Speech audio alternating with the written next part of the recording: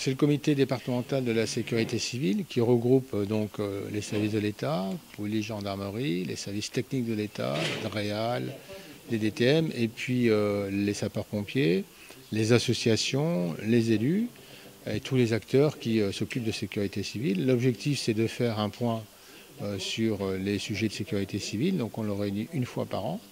Là, on l'a réuni après la saison d'été pour faire un point donc, sur la saison feu de forêt, faire un point sur un nouveau dispositif qu'on appelle Vigicru, donc, qui est un dispositif de prévention des inondations, c'est-à-dire de voir en fonction du niveau des rivières, d'évaluer le risque d'inondation.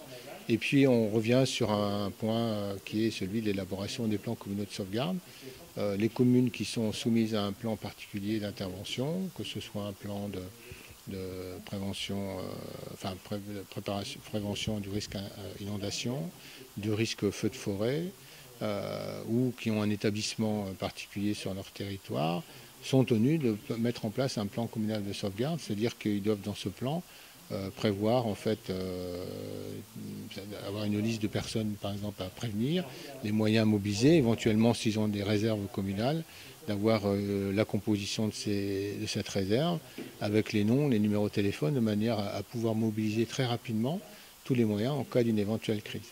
Cette réunion a un impact direct sur les moyens de prévention mais aussi de secours qui vont être mis en place l'année prochaine?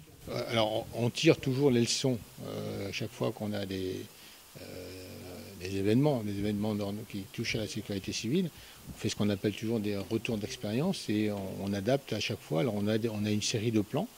Les plans dans tous les domaines sont constamment mis à jour. Donc l'objectif c'est d'avoir un retour donc, sur ce qui s'est passé, alors, notamment le feu de forêt. Alors cette année on a, Dieu merci, on a eu beaucoup moins d'incendies. On a eu 40 feux de forêt pour une destruction de 37 hectares et demi, ce qui n'est rien par rapport à l'année dernière, puisqu'on était à plusieurs milliers d'hectares brûlés, donc il faut s'en féliciter.